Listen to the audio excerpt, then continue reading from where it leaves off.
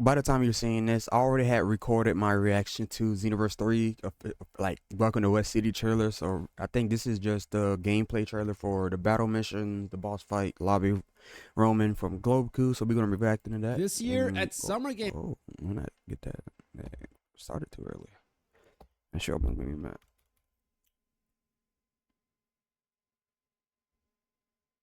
By the time you're seeing, okay, damn it.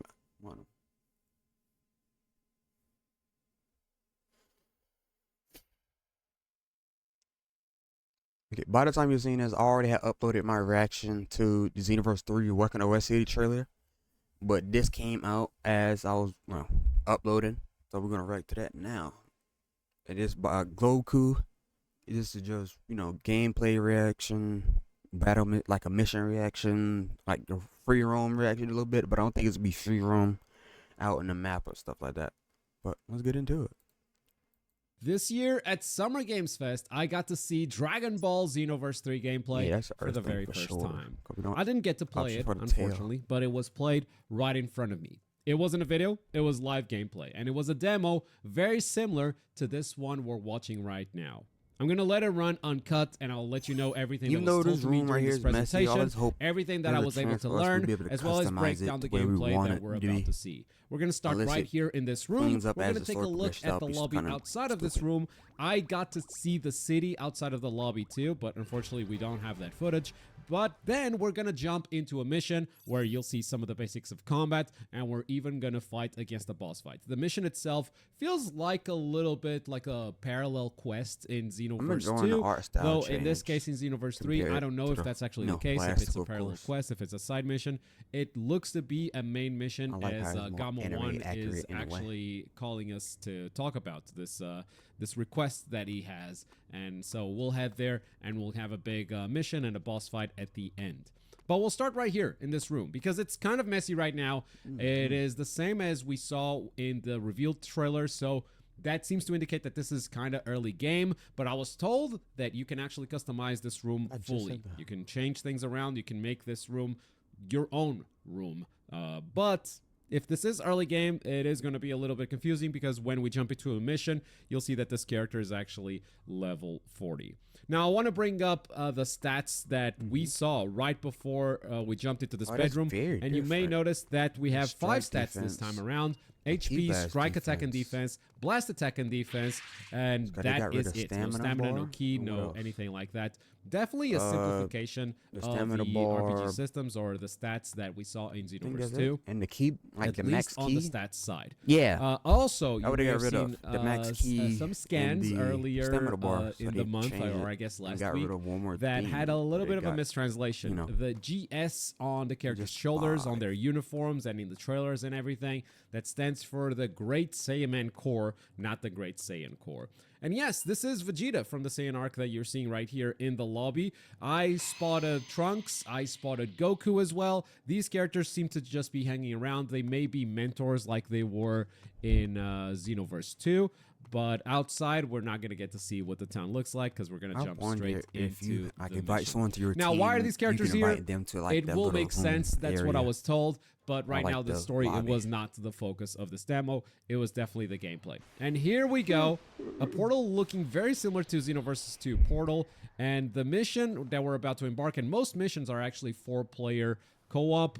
If you don't have players to play alongside you, you're going to play as the bots. We see a Majin, we see a Frieza race. We're playing as an Earthling, and Saiyans are also confirmed. So those are 4 races right now that have been confirmed playable for Xenoverse 3. I definitely am expecting the mechans as well, but we'll see if they have any more announcements beyond that. Right now, there's a lot going on screen, and I'll be sure to take my time to break down all of it. First thing you might notice is Kaioken Assault and Kamehameha, 2 big special moves that were done immediately. Big break as well, and this is Super God Fist. Now, the skills are on cooldown. You can't just do them. You can't just spam them. They don't cost ki anymore. They are completely free, but you do have to manage the cooldowns, which are pretty short, to be honest.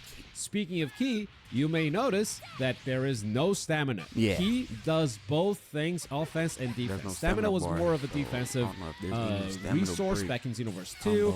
You could use it for some offense stuff as well, but there was a clear divide of like, okay, we're going to use Ki for offensive skills and stamina mostly for defense. Now, you have to manage both.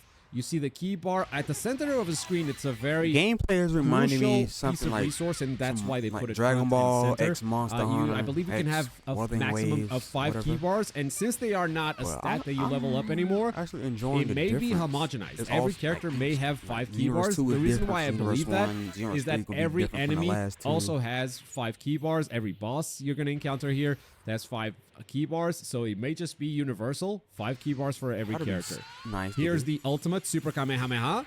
You can aim it, targeting multiple characters, taking all of them down. Now, on the left side of the screen, you see the L2 button. That's how you do your ultimate, L2 plus triangle. The other 2 mechanics are brand new, but you will notice that there is no escape ability anymore. So that is a slot that they are seemingly getting rid of. I have to change my fit? Not to say that there aren't defensive mechanics. There's a new mechanic right there. Soul Assist, where you summon the help of one of the Z Warriors of the past. I believe Village will also be available. I mean, it is Xenoverse, but that has not been confirmed at this point. And yeah, you have 2 stocks of that. It does not spend any key. You just have it on a cooldown pretty much. The other mechanic, the other new mechanic, is called Soul Switch. And that is the Trunks face that you see right there. We will see that in action in a second as well. But I would love to tell you first that Soul Switch actually replaces your Awakening ability.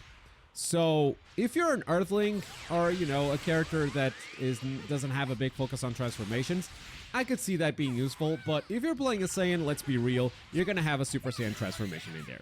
Or your favorite Saiyan transformation, who knows? So Soul Switch may not see a lot of use in the final game when Xenoverse 3 comes out. That's just a theory, however. Who could say how players are going to use, how they're going to gravitate, but typically it's Xenoverse. You want to create your own character and you want to be able to transform. So from here, we jump forward to the boss fight, and it is Broly Super. He's going to start with a big boss attack, just a barrage of Ki Blast that you have to hide behind these icebergs for. You know, pretty simple mechanic, but it's good to see that they're still doing these big boss mechanics that work really well in multiplayer. I mean, this is the type of attack we've seen in a lot of multiplayer games. And this kind of movement, use the environment to protect yourself from enemy attacks, usually works really well. Now, with Ki being such a central resource, you will notice that a lot of the actions that used to use Ki, like super dashing, do not use Ki anymore. The homing dash still does, but a lot of the actions that you do actually restore Ki automatically. Oh, here's the Soul Switch, by the way. We're going to become Trunks for a limited time, 41 seconds, according to the bottom left. And that is going to change your melee attacks. That is going to change your supers as well. And that's going to change your ultimate. In fact, I think we're going to see a couple of them. But speaking of Ki and stamina, as you are punching up the opponent... Oh, I just noticed. Trunks actually has more Ki than 5 bars. So forget what I said about the universal mechanic. Or maybe it's a Soul Switch exclusive thing. There's a burning attack, and here's Shining Soul Slash. 2 more specials that we'll probably be able to equip on our created characters as well. Now, as Broly takes damage, notice that his Ki is going down, especially when dealing melee damage. And with only 5 seconds to go, let's unleash the Heat Dome attack, the big ultimate. Now, speaking of melee attacks, it doesn't seem to be the case anymore that you just have a fixed set of melee combos depending on the race that you pick. It's not like all the Saiyans are going to have the same combos, all the Earthlings are going to have the same combos. I'm specifically talking about the square and triangle buttons, the punches and kicks, because now you can actually equip combos from, or movesets from your mentors. I've been told specifically that Vegeta and Trunks are available. The Saiyan that I saw being played, because I didn't see Earthling. This is an Earthling that we're watching right now. The Saiyan that I saw being played was using Vegeta's moveset. I'm not sure what this one is. Could be Vegeta as well. You're giving energy. But you will be able to equip the moveset of different characters, and that's definitely going to increase the variety of gameplay and the variety of characters that you can actually create. Now, Ki doesn't only deplete when you attack an opponent, it also increases when you attack an opponent unless you are doing a series of homing dashes like this. Obviously, that's very expensive, but with the boss's health that low, it was definitely worth it. And that is the end of the demo. Obviously, there's still a lot to learn about this game, but I got what I wanted, which was to look at gameplay. These are the game's bones. This is what it... Globe Coup is so goated, man.